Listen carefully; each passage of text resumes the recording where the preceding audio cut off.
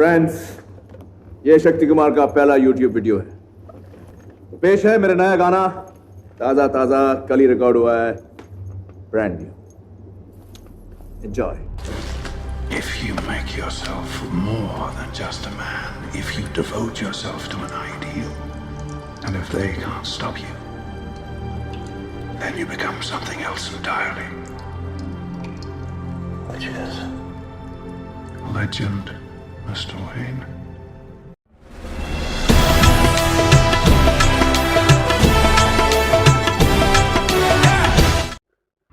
Hello everyone and welcome to my YouTube channel जिसका नाम है विकिपीडिया। यस, चैनल का नाम पढ़ के आप लोग को आइडिया लग गया होगा कि मेरा निक नेम क्या है, but officially I go by the name yes. Since this is an introductory video, सबसे पहले मैं अपने बारे में बता देता हूं। I am mechanical engineering graduate. मैंने अपनी बीटेक करी है from mechanical engineering branch from quantum university जो कि रुड़की में। And for those of you who don't know, quantum का मतलब होता है a very small quantity of electromagnetic energy. Thank you Google, my AI.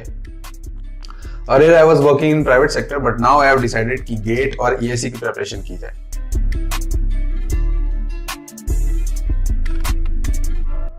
The best way to learn is to teach. देखो यार, एक एजुकेशनल वीडियो बनाने में बहुत R&D लगती है। मैं पढ़ूंगा, वीडियोस बनाने के लिए रिसर्च करूंगा, उससे मेरे कॉन्सेप्ट्स क्लियर होंगे और मैं कोशिश करूंगा कि मेरे थ्रू आपके कॉन्सेप्ट्स क्लियर हो। Okay,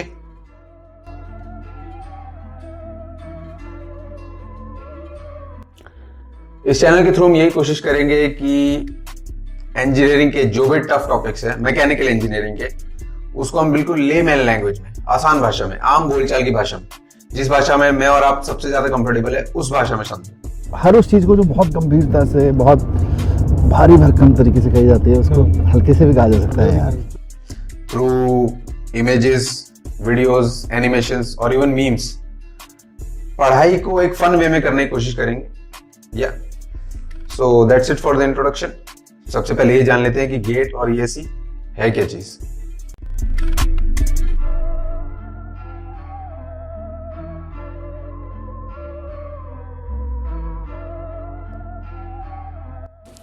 GATE stands for Graduate Aptitude Test in Engineering।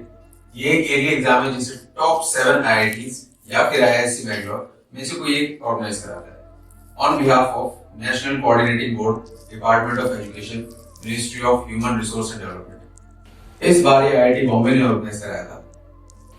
The qualifications necessary for appearing in GATE are these, but mostly इसमें बीटेक, एमटेक, PEME वाले स्टूडेंट्स ज्यादा होते हैं। गेट के लिए एलिजिबल ब्रांचेस हैं ये सब, यानी कि इन सभी ब्रांचेस के थ्रू आप गेट का एग्जाम भर सकते हैं।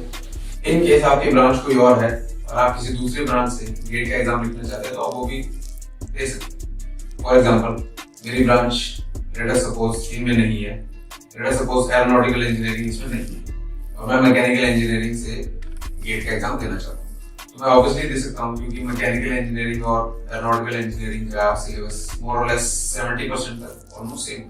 तो या me being an aeronautical engineering graduate can appear for get in mechanical branch. On the other hand, ESE stands for engineering services exam.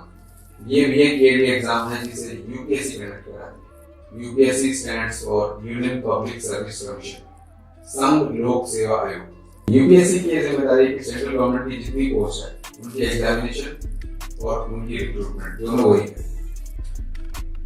ESE में ये सिर्फ 4 ब्रांचेस एप्लीकेबल हैं, बट अगर आप गेट की तरह किसी और ब्रांच से हैं और इन 4 ब्रांचेस में से किसी एक में एग्जाम देना चाहते हैं तो दे सकते हैं।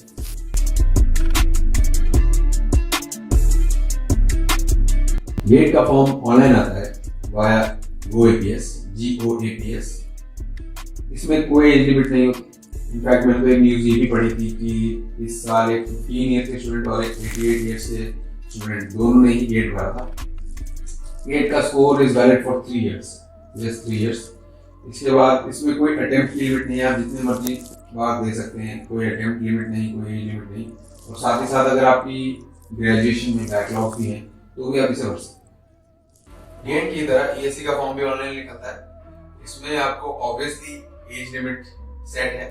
For general category it is 21 to 30 years and for other categories जैसे कि एससीज, एसटीज, ओबीसीज उनके लिए ये है up to 35 years.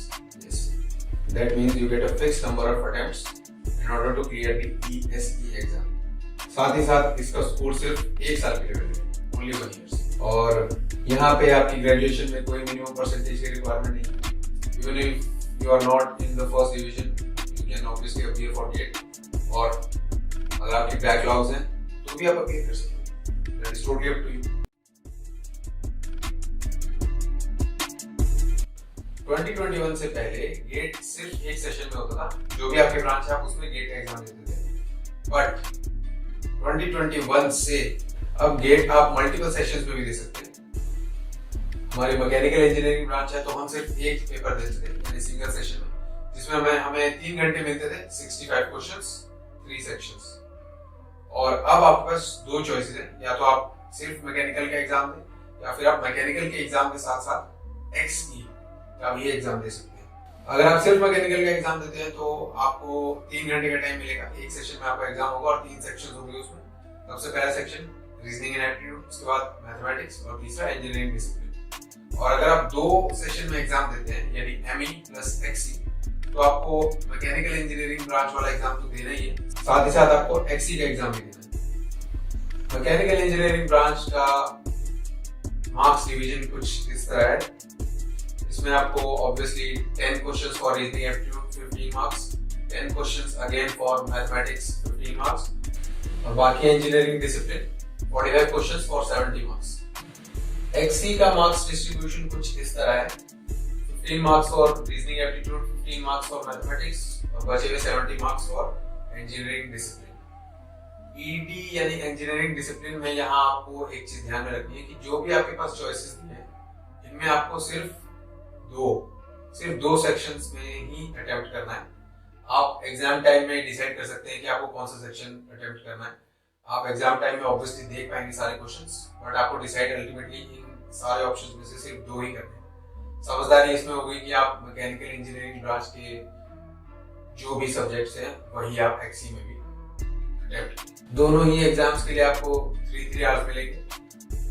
क्योंकि ये एग्जाम मल्टीपल सेशन में होगा तो आपको एक दिन में ही 2 एग्जाम नहीं देने, ऑब्वियसली अलग अलग डेज में। इन दोनों एग्जाम्स में एमई और एक्सई में आपको 3 तरह के क्वेश्चंस पूछे जाएंगे, MCQ, MSQ and NAT.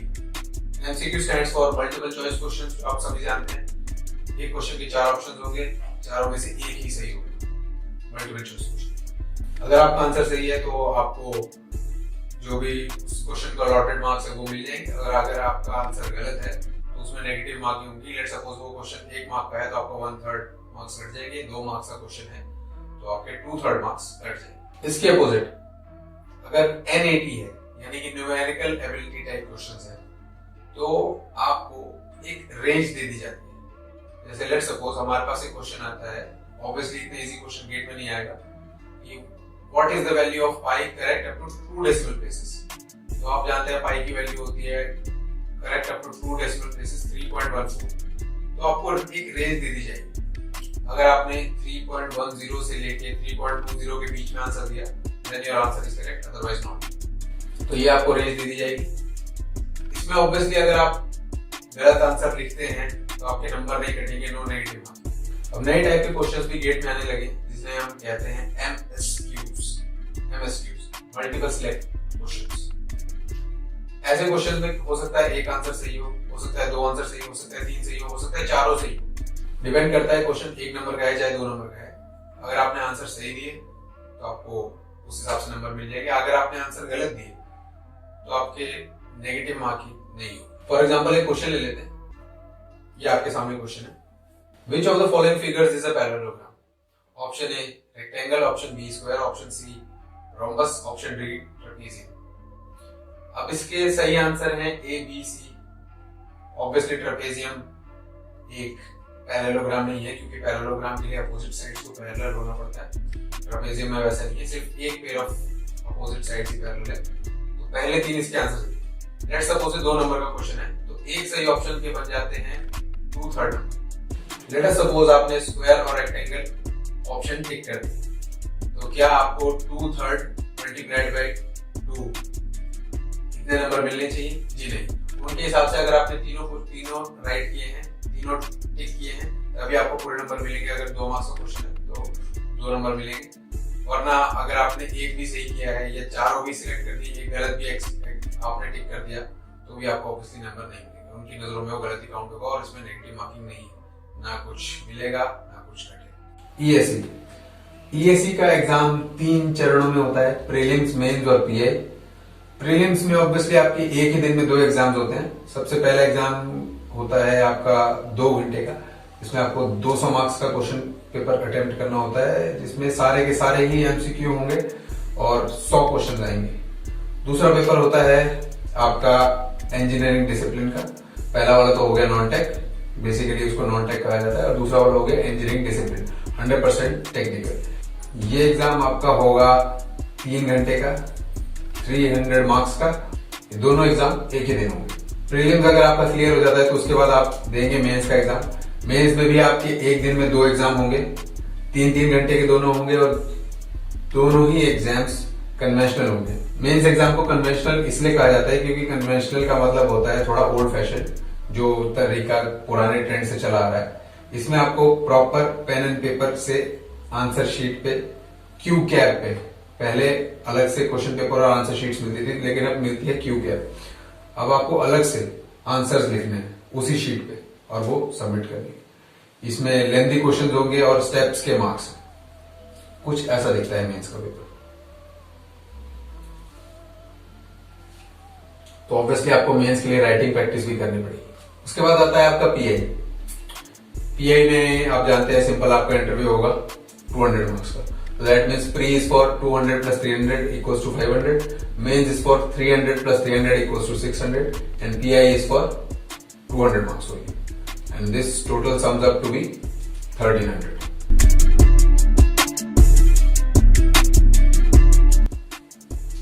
Gate का नोटिफिकेशन आता है around first week of August. उसके बाद सेकेंड वीक ऑफ सितंबर तक फॉर्म एप्लीकेशन फॉर्म ऑनलाइन आ जाता है। आपके पास सितंबर एंड तक टाइम होता है कि आप ऑनलाइन फॉर्म भर सके। उसके बाद लेट सपोज आप किसी वजह से फॉर्म नहीं भर पाए तो आपके पास 1 हफ्ता और एक्सटेंड भी होता है, लेकिन उसके लिए लेट फीस लगती है। तब भी आप फॉर्म भर सकते हैं, यानी कि अक्टूबर फर्स्ट वीक तक आप फॉर्म भर सकते हैं विद लेट फीस। उसके बाद अगर आपको लेट सपोज कहीं इमरजेंसी में जाना पड़ गया या फिर आप किसी भी वजह से अपनी एग्जाम सेंटर, अपना सिटी चेंज करना चाहते हैं तो आप वो भी कर सकते हैं। वो अराउंड मिड ऑफ नवंबर तक होता है। न्यू ईयर के अराउंड आपका एडमिट कार्ड आ जाता है और फरवरी के फर्स्ट और सेकंड वीक के वीकेंड्स पे, फर्स्ट और सेकंड वीक के वीकेंड्स पे आपका ये गेट का एग्जाम होता है। ऑलमोस्ट एक हफ्ते बाद या 10 दिन बाद ही आपकी आंसर की आ जाती है, लेकिन ऑफिशियल रिजल्ट गेट का आता है around 3rd week of March. ESC का नोटिफिकेशन अराउंड सितंबर लास्ट में आ जाता था और ये आपके पास 15 to 20 डेज की विंडो रहती थी ताकि आप एग्जाम फॉर्म भर सकें। That means up to mid of October. इन सब के बाद अराउंड न्यू ईयर यानी कि first Sunday of the year के अराउंड आपका एग्जाम हो जाता था, जिससे फेब के लास्ट वीक के अराउंड आपका रिजल्ट आ जाए और उसके बाद लास्ट ऑफ जून में आपका मेंस हो जाए और फिर जाके दिसंबर में आपका अल्टीमेट रिजल्ट आ जाए, आपका सिलेक्शन हुआ है नहीं हुआ है। That means it's a very long process. But last year due to some unfortunate instances ये ईएससी का एग्जाम नहीं हो पाया। इस साल 2021 में ईएससी का notification around first week of April में आएगा। उसके बाद ही डिसाइड हो पाएगा कि आगे प्रोसेस किस तरह प्रोसीड होगा। So let's wait and watch. कहा यह जा रहा है कि अगर अप्रैल में नोटिफिकेशन आ गया तो जुलाई में आपका एग्जाम हो जाएगा प्री का। उसके बाद अक्टूबर में शायद मेंस का हो जाए और शायद न्यू ईयर के अराउंड आपका रिजल्ट भी आ जाए। इससे पहले ऑब्वियसली पीआई होगा। जैसा कि मैंने ऑलरेडी बताया कि गेट के अब से आपके पास 2 चॉइसेस होंगे, या तो आप सिर्फ मैकेनिकल में एक एग्जाम दें या फिर आप मैकेनिकल के साथ साथ एक्सी का एग्जाम दें। ये 2 चॉइसेस होंगे आपके पास। तो मैकेनिकल में आपको बताया मैंने कि 3 सेक्शंस है, मैथमेटिक्स, रीजनिंग एप्टीट्यूड और इंजीनियरिंग डिसिप्लिन। तो मैथमेटिक्स का सिलेबस कुछ ऐसा है, रीजनिंग एप्टीट्यूड का ऐसा और इंजीनियरिंग डिसिप्लिन का तो आप मोस्ट प्रोबेबली जानते होंगे। इसी के साथ साथ एक्सी का सिलेबस वही है, बिल्कुल same for mathematics, for reasoning aptitude. Change होता है हमारा थर्ड सेक्शन इंजीनियरिंग डिसिप्लिन का, वहां पे आप देख सकते हैं कि ये सारे पॉसिबल सब्जेक्ट्स हैं, जिसमें कि ये 4 सब्जेक्ट्स हमारे ऑलरेडी वो हैं जो मैकेनिकल इंजीनियरिंग में ऑलरेडी कवर हो चुके हैं। तो समझदारी इसी में है कि आपको जो 2 ऑप्शंस चूज करने हैं फॉर थर्ड सेक्शन, जो 2 सब्जेक्ट्स चूज करने हैं वो आप इन चारों में से ही चूज करें, क्योंकि ये सब्जेक्ट्स आपने ऑलरेडी मैकेनिकल इंजीनियरिंग में कवर किए हैं। बाकी अगर आप ये सब्जेक्ट्स चूज करना चाहते हैं तो आप चूज कर सकते हैं ऑब्वियसली, बट इनकी डिमांड शायद उतनी नहीं है रिगार्डिंग IITs और NITs। इन तीनों सब्जेक्ट्स के सिलेबस ये रहे आपके स्क्रीन पर।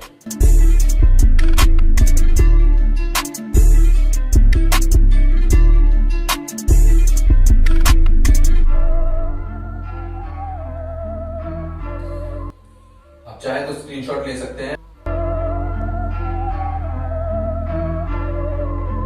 वीडियो पॉज करके। EAC के प्रीलिम्स के पेपर 1 का सिलेबस ये है। इस पेपर को हम लेमैन लैंग्वेज में नॉन टेक का पेपर भी कह सकते हैं। इसके जितने भी ये 10 सब्जेक्ट्स हैं इंक्लूडिंग द करंट अफेयर्स, ये सारे के सारे वो सब्जेक्ट्स हैं जो आपके बहुत ही कम रिलेटेड हैं मैकेनिकल इंजीनियरिंग से, और इनकी वेटेज है सिर्फ 200 मार्क्स। सो डिसाइड आपको करना है कि आप इन 200 मार्क्स को कितनी वेटेज देना चाहेंगे। बट प्रीलिम्स क्लियर करने के लिए आपको पेपर 1 में एटलीस्ट 15% मार्क्स लाने हैं, पेपर 2 में भी आपको 15% चाहिए। पेपर 2 होता है 100% टेक्निकल और इंजीनियरिंग डिसिप्लिन। पेपर 2 में आपको ऑब्वियसली कैलकुलेटर अलाउड नहीं है, मैं प्रीलिम्स की बात कर रहा हूं। जो पेपर 2 का सिलेबस है वही पेपर 1 और पेपर 2 का सिलेबस है for mains exam. But difference ये है कि ये सिलेबस अब आपको मल्टीपल चॉइस क्वेश्चंस के फॉर्म में नहीं आएगा, बल्कि आपको conventional pen and paper writing format में आएगा। That means out of 1300, 200 marks are for non-tech, 900 marks are for technical, and 200 marks are for interview, the third round. Now comes one of the most important aspect according to me, competition. इस बार gate 8.8 lakh बच्चों ने भरा था। Last year I think 8.59 lakh बच्चों ने ये gate का exam भरा था। हर साल ये देखा गया कि अराउंड 78% बच्चे ही गेट का पेपर अटेम्प्ट करते हैं। दैट मींस 12% बच्चे गेट का एग्जाम देते ही नहीं भरने के बाद। सबसे ज्यादा ऑब्वियसली मैकेनिकल फील्ड के स्टूडेंट्स ही होते हैं, मैकेनिकल के फील्ड के एप्लीकेंट्स होते हैं। इस बार 1.6 lakh applicants were from mechanical engineering. अगर उनमें भी 78% लगा दिया जाए तो आई थिंक 1,24,000 बच्चे बचते हैं जो एग्जाम देंगे। इन सब के बाद सबसे पहले ये जानना जरूरी है कि 1,24,000 बच्चे भरेंगे, लेकिन कितने रैंक पे क्या मिलेगा। ऑब्वियसली अगर आपको PSUs में सिलेक्शन चाहिए तो आपको टॉप 200 रैंक के अंदर लाना पड़ेगा। अगर आपको IITs और NITs में पॉपुलर ब्रांचेस चाहिए तो आपको 1000 रैंक के अंदर लाना पड़ेगा। And clearly under the rank of 1500 each and every IIT and NIT with popular as well as not so popular branches gets filled. So do your preparation accordingly. Last year के topper के marks ये रहे, साथ ही साथ ये probable distribution है कि इतने मार्क्स पे कौन सी रैंक आती है। यहाँ से आपको आइडिया लग जाएगा कि आपको कितने मार्क्स लेकर आने हैं। क्योंकि एग्जाम मेरिट बेस्ड है तो कोई फर्क नहीं पड़ता कि एग्जाम टफ है या इजी है। अगर टफ है तो सबके लिए टफ है, इजी है तो सबके लिए इजी है। मैटर करती है रैंक। तो ये रही आपकी probable rank distribution according to marks. GATE के एग्जाम में आपको मिलता है स्क्रिबल पैड। स्क्रिबल पैड पे ही आप सारी अपनी कैलकुलेशन करते हैं। साथ ही साथ अगर कैलकुलेशन टफ है तो आपके लिए गेट कैलकुलेटर भी अवेलेबल है। तो दैट मीन्स गेट ऑब्वियसली आपकी कैलकुलेशन टेस्ट नहीं करेगा। साथ ही साथ पैड की स्क्रिबल पैड कभी भी चेक नहीं होते। दैट मीन्स कि आप उस पर कुछ भी लिखें, आपको प्रॉपर कन्वेंशनल वे में स्टेप बाय स्टेप लिखने की जरूरत नहीं है। दैट मीन्स ऑल्सो गेट आपकी राइटिंग कैपेबिलिटीज भी चेक नहीं करेगा। गेट टेस्ट करेगा आपकी रिकॉलेबिलिटी और आपकी स्मार्टनेस। कितने स्मार्टली आप कॉन्सेप्ट्स को समझ पाए हैं और कितने स्मार्टली आप आंसर दे पाते हैं। उन्हें इस बात से कोई फर्क नहीं पड़ता कि आप पूरा आंसर लिख रहे हैं या नहीं लिख रहे हैं। They all they need is a right answer. अब चाहे आप वो गैस वर्क से लाएं, चाहे वो आप प्रॉपर कन्वेंशनल तरीके से लिख कर लाएं, that is totally up to you. IES का एग्जाम लगभग 3.5 लाख बच्चे भरते हैं। ये चारों ब्रांचेस में मिला के, जिसमें से सिर्फ आधे ही बच्चे प्री का एग्जाम देने आते हैं। That means that accounts for 1.75 lakh students. इस 1.75 lakh students में से around 80,000 students are from mechanical branch. अब रिवर्स कैलकुलेशन करते हैं। Let us suppose government of India ने इस बार IES की 100 पोस्ट निकाली है फॉर मैकेनिकल ब्रांच। तो जो इंटरव्यू देने वाले स्टूडेंट्स की संख्या होगी वो होगी लगभग 2 से 2.5 गुना। दैट मींस 200 से 250 बच्चे इंटरव्यू देंगे। Obviously these will be those students who have cleared the mains exam. That means सिर्फ 200 स्टूडेंट्स का मेंस क्लियर होगा। क्योंकि 200 स्टूडेंट्स का मेंस क्लियर है तो 6 to 7 टाइम्स अप्रोक्सीमेटली होगा उन स्टूडेंट्स का नंबर जिनका प्री क्लियर होगा। That means around 1200 to 1400 students will be clearing pre. इसका मतलब 80,000 में से सिर्फ 1200 से 1400 स्टूडेंट्स का ही प्री क्लियर होगा। इसी के साथ साथ पेपर 1 जो कि 200 मार्क्स का है नॉन टेक, और पेपर 2 जो कि इंजीनियरिंग डिसिप्लिन का है 300 मार्क्स का, उसमें आपको कैलकुलेटर नहीं मिलेगा। दैट मींस कि आपकी कैलकुलेशन स्ट्रांग होनी पड़ेगी फॉर बीएससी। स्टेज 2 यानी कि मेंस में आपको कैलकुलेटर अलाउड होगा। Obviously stage 2 3 hours plus 3 hours यानी 6 आवर्स का होगा, जो कि एक ही दिन में होगा। तो ऑब्वियसली काफी एग्जॉस्टिंग होगा ये एग्जाम, और साथ ही साथ आपको 3 घंटे प्लस 3 घंटे के लिए लिखना ही है। तो that means engineering services exam will obviously be testing your writing capabilities. आपको साफ लिखना आना चाहिए, आपको स्टेप बाय स्टेप लिखना आना चाहिए, क्योंकि स्टेप्स के ऑब्वियसली मार्क्स हैं, और आपकी हैंडराइटिंग भी ऑब्वियसली अच्छी होनी चाहिए। सिर्फ नॉलेज काफी नहीं है, यहाँ पे आपको वास्ट नॉलेज चाहिए होगी, क्योंकि 200 मार्क्स का सिर्फ प्री का पेपर 1 है, जिसके लिए 10 बुक्स टोटली डिफरेंट है। आपकी कैलकुलेशन टेस्ट करेगा इन प्रीलिम्स एग्जाम, आपकी राइटिंग कैपेबिलिटी टेस्ट करेगा इन मेंस एग्जाम, आपके पर्सनैलिटी टेस्ट लेगा इन पीआई, क्योंकि इसका सिलेबस सबसे ज्यादा है, तो आपकी मेमोरी कैपेसिटी भी 100% टेस्ट होगी। ये लास्ट ईयर की ईएससी मैकेनिकल टॉपर के मार्क्स हैं। इससे आपको आइडिया लग जाएगा कि पर स्टेज आपको एटलीस्ट कितने परसेंट मार्क्स लेके आए।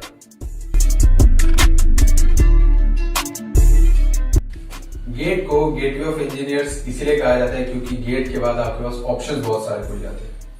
सबसे पहला ऑप्शन ये है कि आप अपनी मास्टर्स कर सकते हैं, बीई वाले एमई कर सकते हैं, बीटेक वाले एमटेक कर सकते हैं, या एमटेक प्लस पीएचडी कर सकते हैं फ्रॉम इंडियन कॉलेजेस, जिसमें आईआईटीज, आईआईएससी बैंगलोर, एनआईटीज के नाम शामिल हैं।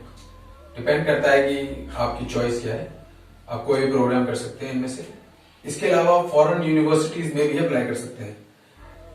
मोस्ट प्रोबेबली अगर आपको एमएस करनी है तो आप एमएस के लिए जर्मनी या सिंगापुर दोनों में से कोई भी कंट्रीज को ऑप्ट कर सकते हैं।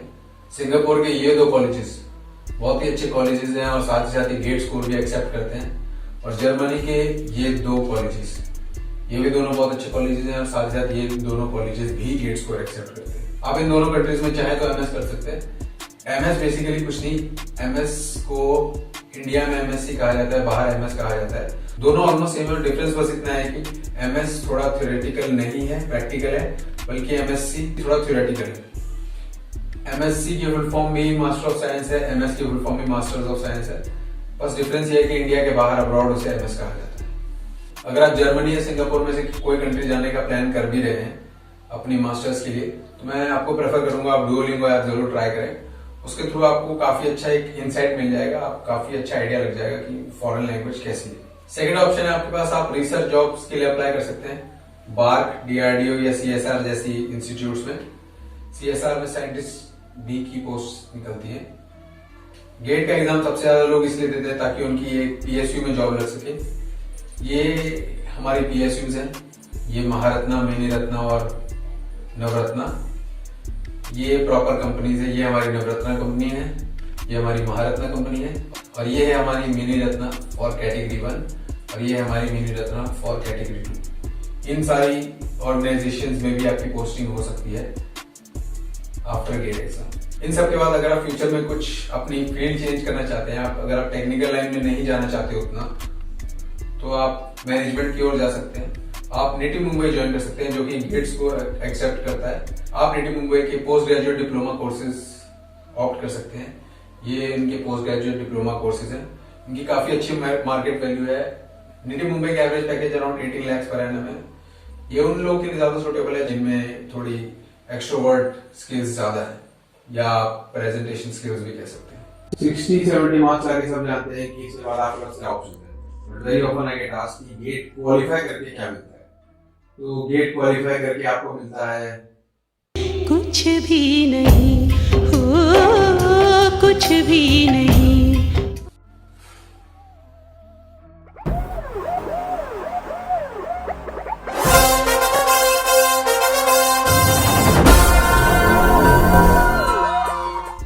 ऑब्वियसली इतना ड्रामेटिक नहीं होता है, बट हाँ, you will be called an IAS officer. ये डिपार्टमेंट्स हैं, ये इन्हीं में से आपको कोई ना कोई डिपार्टमेंट अलॉट होगा और डिपेंड करता है on the basis of availability कि आप कौन से डिपार्टमेंट में जाते हैं और कौन सी जगह पर जाते हैं। साथ ही साथ आपको एक प्राइड फील होगा that you will be called an IAS officer. और अगर आप रियल इनसाइट चाहते हैं तो मैं सजेस्ट करूंगा आप सर का चैनल देखें। सर बहुत अच्छा इंसाइट देते हैं, सर ग्राउंड रियलिटी बताते हैं कि एक्चुअली एक आईएएस ऑफिसर की लाइफ कैसी। These are the number of mechanical engineering post over the few years. पिछले कुछ सालों में आप देख पा रहे होंगे कि मैकेनिकल इंजीनियरिंग की पोस्ट घट रही है और लास्ट ईयर तो ये सब्सटेंशियली डिक्रीज की। रीजन आप जानते हैं क्यों? Not very often, but IAS officers को बाहर जाना पड़ सकता है, अब्रॉड, क्योंकि गवर्नमेंट ऑफ इंडिया के काफी प्रोजेक्ट्स बाहर भी चलते हैं।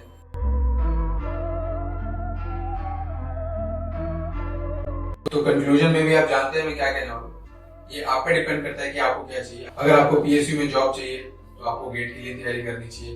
अगर आपको आगे फर्दर स्टडीज करनी है, चाहे इंडिया में चाहे अब्रॉड, तो भी आपको गेट के लिए प्रिपेयर करना चाहिए। अगर आपको रिसर्च जॉब्स अच्छे लगते हैं तो भी आपको गेट के लिए प्रिपेयर करना चाहिए। ईएससी के लिए ऑप्ट करने का सिर्फ वन एंड ओनली रीजन है कि आप आईएएस ऑफिसर बनना चाहते हैं। आईएएस ऑप्ट करने के लिए इंडिया में सबसे बड़ी फैसिनेशन इसलिए है क्योंकि ये ग्रेड ए लेवल पोस्ट है, आप एक गेस्टेड लेवल ऑफिसर बनते हैं। बट मेरा ये मानना है कि सबसे पहले आप खुद को जाने। अगर आप आईएनएफजे हैं तो आपके लिए रिसर्च जॉब्स या फर्दर स्टडीज अच्छी थी। अगर आप ईएनएफपी हैं मेरी तरह तो आपके लिए डीटी मुंबई वाला कोर्स अच्छा रहेगा। लेकिन अगर आपको कुछ समझ नहीं आ रहा है कि मैं क्या कह रहा हूँ तो मैं बता देता हूँ। एक टेस्ट होता है मायर्स ब्रिग्स टेस्ट, इसके अकॉर्डिंग इस दुनिया में जितने भी लोग हैं वो मोर और लेस इन 16 पर्सनैलिटी टाइप्स में से किसी एक कैटेगरी के अंदर ही फॉल करते हैं। मैं सजेस्ट करूंगा कि आप सबसे पहले खुद को जानें। इसके लिए आप ये मायर्स ब्रिग्स टेस्ट लें। इसमें ऐसा नहीं है कि आपको आपने अच्छा स्कोर किया तो आपको ज्यादा मार्क्स मिलेंगे, आपने कम स्कोर किया तो आपके लिए अच्छा नहीं है। ये एक पर्सनैलिटी टेस्ट है, इससे पता चलेगा कि आपकी अपनी पर्सनैलिटी कैसी है। इससे आप खुद को जानेंगे। तो मैं सजेस्ट करूंगा आप आराम से इसे आधा घंटा लेके सोच समझ के आंसर दें। नॉट टू बी पॉलिटिकली और एथिकली करें, but to be true to yourself. उसके बाद आप डिसाइड कीजिए कि आपको रिसर्च जॉब करनी है, आपको पीएसयू में जॉब करनी है, आपको प्राइवेट जॉब करनी है, आपको इंडिया के बाहर पढ़ना है या आपको इंडिया में पढ़ना है या आपको ऑफिसर बनना है, या टोटली डिपेंडेंट। इसके बाद हम अपना करिकुलम चालू कर रहे हैं और मैंने उसके लिए प्रिपरेशन ऑर्डर बनाया है जो कि कुछ ऐसा है। ये सीक्वेंस बनाने का पर्पस ये है कि हर एक जो टॉपिक जो सक्सीडिंग है वो प्रिसीडिंग टॉपिक से थोड़ा अबव है और उससे कहीं ना कहीं रिलेटेड है, तो धीरे धीरे लेवल बढ़ता जाएगा ऑब्वियसली।